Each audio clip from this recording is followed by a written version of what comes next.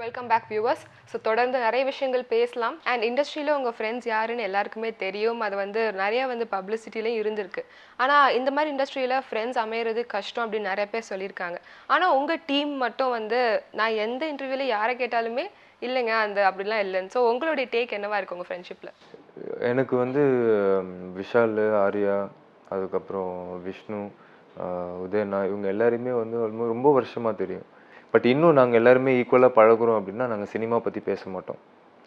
அது முதல்ல இருந்தே அது என்னமோ அது அது நான் ஹர்ட் ஆகக்கூடாதா, இல்லை இப்போ விஷ்ணு பார்த்தீங்கன்னா அவனும் வளர்ந்து வந்துட்டுருக்குறான். யாரும் அந்த சின்ன சின்ன பாயிண்ட்ஸ் சில பேருக்கு இதுவாகுன்றதுனால அதை பற்றி பேச மாட்டோம்.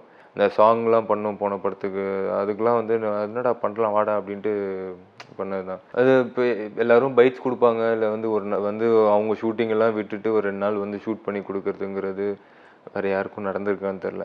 பிளஸ்டு அது மாதிரி இயல்பான ஃப்ரெண்ட்ஸ், அவ்வளோதான். சினிமா ஃப்ரெண்ட்ஸ் கிடையாது. ஓகே. ஸோ இயல்பான friends, out of the box, cinema பற்றி பேச மாட்டோம் அப்படின்னு. ஆமாம், அந்த சினிமா தனம் இருக்காது. அதனால தான் இன்னும் ஃப்ரெண்ட்ஸாக இருக்கும். வாரத்துக்கு ஒரு தடவை மீட் பண்ணிவிட்டு எல்லோரும் ஒரு ஃபேமிலி மாதிரி இருப்போம். ஓகே. உங்களுக்கு நிறைய இண்டஸ்ட்ரீஸ் இருக்குது. எது பிடிக்கும் பார்க்குறதுக்கு? டாலிவுட் இருக்குது, மாலிவுட், ஹாலிவுட், நிறைய இருக்குது. நிறைய லாங்குவேஜ் எல்லாத்துக்குமே எனக்கு தெரிஞ்ச நாலேஜுக்கு எல்லாத்துக்குமே ஒரு தனித்துவம் இருக்குது இல்லையா? இப்போ பாலிவுட் எடுத்துக்கிட்டிங்கன்னா கிராண்டியர், அந்த ஒரு மாதிரி பயங்கர ஸ்டைலிஷாக இருப்பாங்க. லார்ஜர் தென் லைஃப் மாதிரி இருக்கும். இப்போது தெலுங்கும் எடுத்துக்கிட்டிங்கன்னா அவங்களும் பயங்கர கலர்ஃபுல்லு. ஹீரோஸ்லாம் பயங்கர ஹீரோயிசம் லைக் பண்ணுவாங்க, ஆக்ஷன் லைக் பண்ணுவாங்க. அப்படியே மலையாளம் நல்ல கதைக்கு முக்கியத்துவம் கொடுப்பாங்க. யார் வேணால் நடிக்கலாம், நல்ல படமாக இருந்தால் ஓடும் அப்படின்ற மாதிரி. ஸோ எல்லாத்துக்குமே ஒரு தனித்துவம் இருக்குது. பட் இதெல்லாம் மீறி டெக்னிக்கலாக நம்ம இண்டஸ்ட்ரி இன்றைக்கி எல்லா இடத்துலையும் போய் பெரிய ஆளாயிட்டு இருக்காங்க. டெக்னீஷியன்ஸாக இருக்கட்டும், ஆக்டர்ஸாக இருக்கட்டும், இங்கேருந்து போகிறவங்க பெருசாக ப்ரூவ் பண்ணிகிட்ருக்காங்க.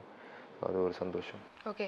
ஸோ இப்போ ரீசெண்டாக நிறையா ஃபிலிம் கிரிட்டிக்ஸ் சொன்ன விஷயம் என்னென்னா, காலிவுட் அண்ட் பாலிவுட் பொறுத்த வரைக்கும் டெக்னிக்கல் சைடு ரொம்ப ஸ்ட்ராங்காக இருக்குது. ரெண்டு பக்கமே சயின்ஸ் ஆஃப் டெக்னிக்ஸ் ஈக்குவலாக தான் இருக்குது. ஆனால் காலிவுட்டில் கதைகள் இன்னும் அதிகமாக ஆரம்பிக்கணும், பாலிவுட்டில் வித்தியாசமாக ஆரம்பிச்சிட்டாங்க அப்படின்ற மாதிரி நிறையா கிரிட்டிக்ஸ் சொல்லிட்டு இருக்காங்க. ஸோ நீங்கள் இனிமேல் நிறையா படங்கள் பண்ணுவீங்க இல்லையா?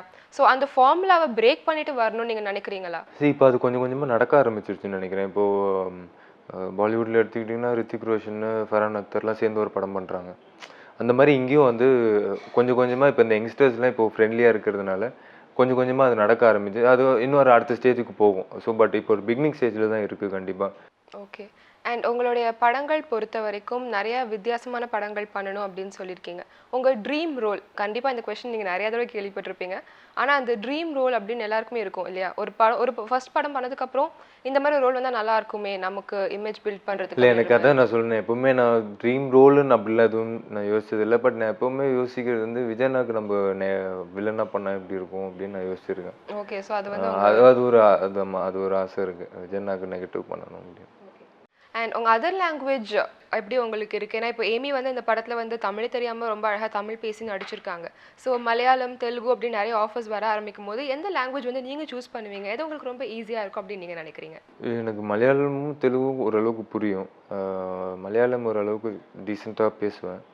தெலுங்கு நல்லாவே புரியும். ஹிந்தி மட்டும்தான் ஜீரோ. அட்ஜஸ்ட் பண்ணிடுவேன். பட் டப்பிங் எப்படின்றது தெரியல, ஏன்னா அந்த ப்ரொனன்சியேஷன் இதெல்லாம் இருக்கு இல்லையா? அண்ட் நீங்கள் சின்ன வயசில் இருக்கும்போது ஐடலைஸ் பண்ண ஒரு ஆக்டர், ஐடலைஸ் இல்லைனா எனக்கு அவர் ரொம்ப பிடிக்கும் அப்படின்ற ஆக்டர், அவங்கள இப்போ நேரில் பார்த்துட்டிங்களா இண்டஸ்ட்ரியில்? விஜயனாவை பார்த்து வளர்ந்தது தான். சினிமாஸ் எல்லாமும் விஜயனாவை பார்த்து வந்தது தான். விஜயனாவை அப்படியே அண்ணனாக அப்படியே நம்ம ப்ரொஜெக்ட் பண்ணி அண்ணனாவே பார்த்துருவோம். இன்னொரு பக்கம் எனக்கு அஜித் சாரை ரொம்ப பிடிக்கும். ஏன்னா யாருமே இல்லாமல் தனியாக ஒரு மெடிக்கல் ரெப்பாக இருந்து இன்றைக்கி இந்த ஸ்டேஜில் இருக்கிறாரு அப்படின்னும்போது அப்போது அவரோட ரொம்ப பிரமிப்பாக இருக்குது, அவரோட கேரக்டராக இருக்கட்டும். பட் நான் எனக்கு அவரை மீட் பண்ணுன்ற ஒரு 2-3 தடவை மீட் பண்ணியிருக்கேன். ரொம்ப ரொம்ப ஹம்பிளான ஒரு பர்சன். அவரை ரொம்ப பிடிக்கும், 2 பேரையும் ரொம்ப பிடிக்கும். ஓகே. அண்ட் இப்போ நிறையா ஹீரோஸ் பாட ஆரம்பிச்சிட்டாங்க அவங்கவுங்க படத்தில். அந்த மாதிரி பாடுற மாதிரி ஏதாவது ஐடியா இருக்கா? அதுக்குலாம் யோசிக்கலங்க. நடிப்போம். ஃபஸ்ட்டு வரதை ஒழுங்காக பண்ணணும் அப்படிங்கிறது தான். இன்னும் அதெல்லாம் அவ்வளோ தூரம்லாம் சப்போஸ் ஒரு வாய்ப்பு வருது, இந்த படத்தில் நீங்கள் ட்ரை பண்ணுங்களேன் அப்படின்னா அதை யூல் டேக் இட் அப்? அந்த தைரியம் அவங்களுக்கு இருந்தால் பண்ணலாம். Okay. So coming to Pongal அப்படின்றப்போ வீட்டில் எப்படி இருக்கும், எப்படி கொண்டாடுவீங்க பொங்கல்? பொங்கல், தீபாவளி எல்லாமே வந்து சினிமா நம்ம எல்லாரும் இந்த ஃபீல்டில் இருக்கறனால இப்போ படங்கள் பார்க்குறது. அது இல்லாமல் வந்து காலைல கோயிலுக்கு போயிட்டு பொங்கல் வச்சுட்டு புது துணிலாம் போட்டு அப்படியே பேசி 4 2 எத்தனை படம் ரிலீஸ் ஆகுதோ அத்தனையும் ஒரே நாளில் பார்த்துட்டு வர்றது தான் பொங்கல். எனக்கு அப்படி தான் போயிருக்கு இவ்வளோ வருஷம். ஓகே. ஸோ சைல்ட்ஹுட் மெமரி ஏதாவது ஒன்று, பொங்கல் சைல்ட்ஹுட் மெமரி. ஏன்னா வந்து சின்ன வயசுல திடீர்னு எழுப்புவாங்க, காலையில எல்லாம் பொங்கல்லாம் வச்சிருப்பாங்க, போயிட்டு குளிச்சு வந்தோடனே பொங்கலோ பொங்கல் கத்து அப்படின்லாம் சொல்லுவாங்க. ஸோ அது எப்படி இருந்துச்சு உங்களுக்கு? ஏதாவது ஒரு சைல்ட்ஹுட் மெமரி ஞாபகம் இருக்கா? இல்லை, நான் ஃபுல்லாகவே இங்கே சிட்டிலேயே வளர்ந்ததுனால நம்ம ப்ராப்பர் பொங்கல்னால் வந்து நம்ம உழவர்கள் அவங்களுக்கு தான். ப்ராப்பர் சிட்டிலே வளர்ந்ததுனால எனக்கு அது இன்னும் கரெக்டாக நான் இது பண்ண வந்து பொங்கல் வைப்போம், சாப்பிடுவோம், எல்லோரும் ஒன்றா இருப்போம். ஒரு ப்ராப்பர் சிட்டி பேஸ்ட் ஃபெஸ்டிவலாக தான் எனக்கு இருந்திருக்கு. பெண்களை வந்து எப்படி சித்தரிக்கிறாங்க அப்படின்னு நினைக்கிறீங்க? ஏன்னா இப்போ வந்து அது ஒரு சர்ச்சைக்குரிய டாப்பிக்காக தான் இருக்கு. படங்கள்ல பெண்கள் எப்படி சித்தரிக்கப்படுறாங்க அப்படின்றது. ஸோ அது குறித்து உங்களுடைய கருத்தை சொல்லுங்க. அதான் திருப்பி காம்ப்ளிகேட்டடான கொஸ்டினுக்குலாம் எனக்கு பதில் இல்லை. ஏன்னா எனக்கு அந்த அளவுக்கு நாலேஜ் இல்லை. எப்படி எப்படி இதெல்லாம் பெரியவங்க பேச வேண்டிய பேசிக்கா இப்போ எல்லாருக்கும் ஒரு ஐடியா இருக்கும் இல்லையா? ஏன் ஹீரோயின்ஸ் வந்து பெண்களுங்கிறது 100% வந்து ஒரு ஒரு ஒரு மதிக்கக்கூடிய ஒரு விஷயம். அது வந்து கரெக்டாக தான் ப்ரெசென்ட் பண்ணணும். ப்ரெசென்ட் பண்ணணும். அது நடக்குதா தமிழ் சினிமால அப்படின்றது வந்து அது எனக்கு விமர்சனத்தை. தெரியல. ஓகே. அது எனக்கு தெரியல. ஓகே. அனைவருக்கும் பொங்கல் நல்வாழ்த்துக்கள். கெத்து படம் வந்து இந்த 14th ரிலீஸ் ஆகுது.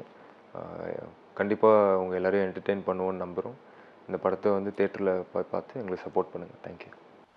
ஸோ ரொம்ப நன்றி. இந்த அரை மணி நேரம் எங்க கூட நிறைய விஷயங்கள் உங்களுடைய பொங்கல், சைல்ட்ஹுட் அண்ட் படம் பற்றி ஷேர் பண்ணதுக்கு ரொம்ப நன்றி. தேங்க்யூ. ரொம்ப தேங்க்ஸ்.